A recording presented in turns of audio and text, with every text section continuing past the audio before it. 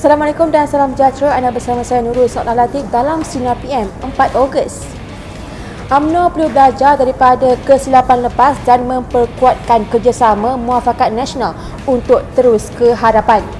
Exco Pemuda UMNO Datuk Dr. Najmil Faiz Muhammad Aris berkata, pimpinan dan akar umbi yang setia tidak harus lupa bagaimana ramai pihak yang akan menumpang apabila UMNO kuat namun meninggalkan parti apabila mula lemah.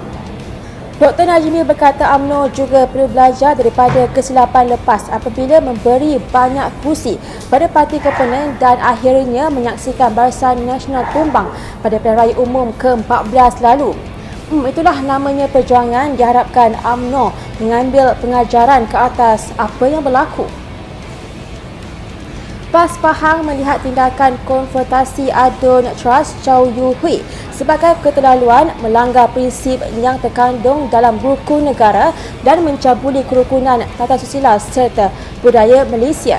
Pesuruhjaya PAS Pahang Rosli Abdul Jabbar berkata, perbuatan pemimpin DAP itu mengejutkan. Berikutan, Yu Hui mengemukakan permohonan di Mahkamah Tinggi Kuantan untuk mencabar ketetapan Kerajaan Pahang mewajibkan ketulisan jawi pada papan tanda perniagaan. Menurutnya, ia jelas menunjukkan bahawa pemimpin DAP berterusan mempamerkan sikap tidak menghormati institusi diraja sedangkan negara ini mengamalkan sistem pemerintahan berteraskan raja berperlembagaan.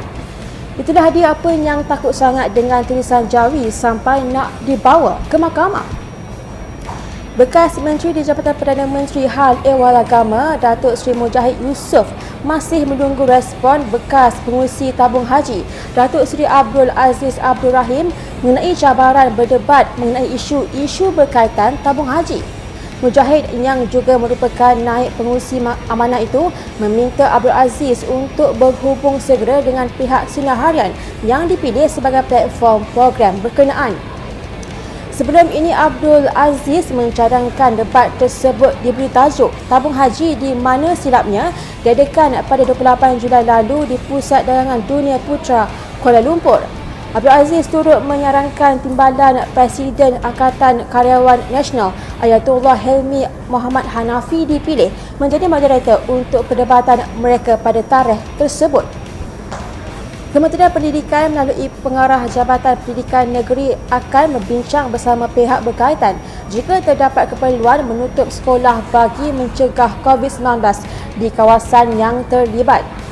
Menteri Kanan Pendidikan Dr. Razi Jidin berkata, di peringkat negeri, KPM akan memantau perkembangan sesi persekolahan melalui JPN dan Pejabat Pendidikan Daerah dan Pengarah JPN ialah dalam ahli jawatankuasa pengurusan bencana negeri.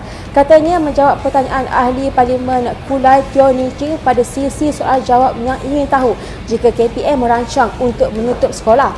Muhammad Aziz berkata sebarang penutupan sekolah akan dilaksanakan selepas mendapat nasihat profesional Kementerian Kesihatan dan Majlis Keselamatan Negara dengan melihat berdasarkan kes dan keperluan. Kita beralih ke berita global. Perintah berkurung dilaksanakan di seluruh Kashmir yang dikuasai India 2 hari sebelum ulang tahun pertama New Delhi menghapuskan pemerintahan semi-autonomi di wilayah tersebut, kata beberapa pegawai lewat semalam. Pegawai-pegawai itu memetik laporan perisikan yang mendakwa akan berlaku protes yang membimbangkan.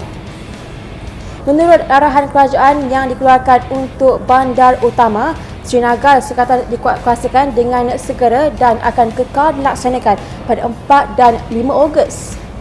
Sebelum akhiri Sinar PM kepada anda yang mengalami masalah berkaitan dengan undang-undang tetapi buntu nak melalui prosedur perundangan yang rumit, Usaha Bimbang Kewangan Sinar Harian dengan kerjasama Yayasan Peace, Policy and Economic Affairs Center of Malaysia Foundation akan menganjurkan klinik nasihat guaman percuma pada setiap Khamis bermula 16 Julai jam 10 pagi hingga 3 petang di Ibu Pejabat Kumpulan Kalang Keram Shah Alam dan teruskan setia bersama Sinar Harian di portal Facebook, Instagram, Twitter dan YouTube dan jangan lupa untuk memaklumat aplikasi Sinar Harian bagi mengikuti perkembangan semasa dalam serta luar negara.